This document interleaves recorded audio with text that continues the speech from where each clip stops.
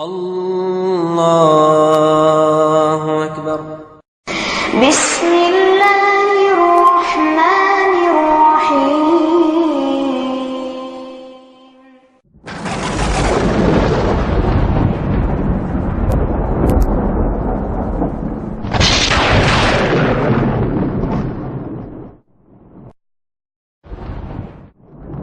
وقل جاء الحق وزهق الباطل ان الباطل كان زهوقا۔ دعا کی قبولیت کے لیے سب سے اولین شرط ہے حلال رزق۔ سب سے اولین شرط جو ہے حلال رزق۔ اگر آدمی حلال نہیں کھائے گا، حلال نہیں پہنے گا تو اس کی دعا قبول نہیں ہوگی۔ مسلم کی روایت ہے کہ آدمی بھاگ دوڑ کر کے پراگندہ حال آ کر کے مکہ پہنچتا ہے اور اللہ کے سامنے ہاتھ اٹھا کے یا رب یا رب یا رب، اس کے بال پراگندہ ہوتے ہیں، اس کے کپڑے بکھرے ہوئے پراگندہ ہوتے ہیں، مطلب میل کچیل میں اٹے ہوتے ہیں، بہت سا دور کا سفر کر کے آتا ہے اور اللہ کے سامنے کہتا ہے یا رب، لیکن اللہ اس کی دعا کیسے قبول کرے گا؟ اس کا کھانا حرام ہے، اس کا پینا حرام ہے، اس کا لباس حرام ہے، سب حرام ہے، تو اللہ اس کی دعا کیسے؟ معلوم یہ ہوا کہ دعا کی قبولیت کے لیے حلال رزق یہ اولین شرط ہے۔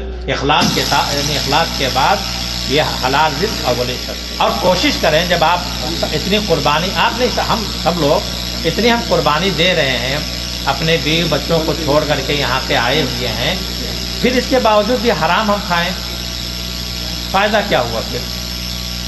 پھر یہ کہ آپ حرام کھا کر کے مطلب پیسہ بچا رہے ہیں، بیوی بچوں کو ان کے لیے بچا رہے ہیں، دوسروں کے لیے آپ اپنی عاقبت خراب کر رہے ہیں۔ کم کھائیں، برکت اس میں زیادہ ہو، کم مطلب رہے اس میں برکت ہوگی، اللہ تعالیٰ دے گا۔ لیکن یہ کمیشن اور یہ سب غلط ہے، بچنا چاہیے اس سے۔ اس لیے کہ حدیث میں آتا ہے کہ ہر وہ گوشت جو حرام سے پلا ہے وہ آگے کے لیے، جہنم کے لیے ہی وہ اولا ہے۔ فالنار اولا بھی، یعنی جہنم اس کے لیے زیادہ مناسب ہے، ہر وہ گوشت جو حرام سے پلا ہوا ہے۔ احساس ہو رہا ہے اس کو، احساس ہو رہا ہے کہ ہاں میں نے غلط کیا ہے اور اس کے پاس دولت بھی ہے، اس کے پاس ایسے صورت میں ریئلائز ہونے کے بعد ان کا کیا؟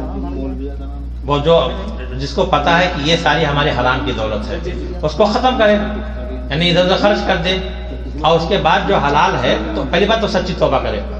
سچی توبہ آپ جانتے ہیں کہ سچی توبہ کی کچھ شرط ہے، اور میں سے بنیادی شرط تو یہ ہے کہ آدمی کو احساس ہو کہ ہم نے غلط کیا، اپنی غلطی کا احساس کرے۔ دوسرا یہ کہ فوراً چھوڑ دے۔ آپ توبہ بھی کر رہے ہو، کرتے جانے تو نہیں توبہ قبول ہوگی، آپ فوراً اس کو چھوڑ دیں۔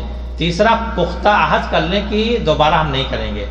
چوتھی، اگر وہ اس کا تعلق حقوق العباد سے ہے، یعنی کسی کا آپ نے مال ہڑپ کر لیا ہے، زمین ہڑپ کر لی ہے، گھر ہڑپ کر لیا ہے، کوئی بھی چیز، یا اپنے بہن کا کوئی حصہ لے لیا ہے یا کسی کا لے لیا ہے، یہ سب حقوق العباد ہیں، تو اگر اس کا تعلق حقوق العباد سے ہے تو اس کو لوٹا دیں، اس کو دے دیں، تبھی آپ کی توبہ قبول ہوگی۔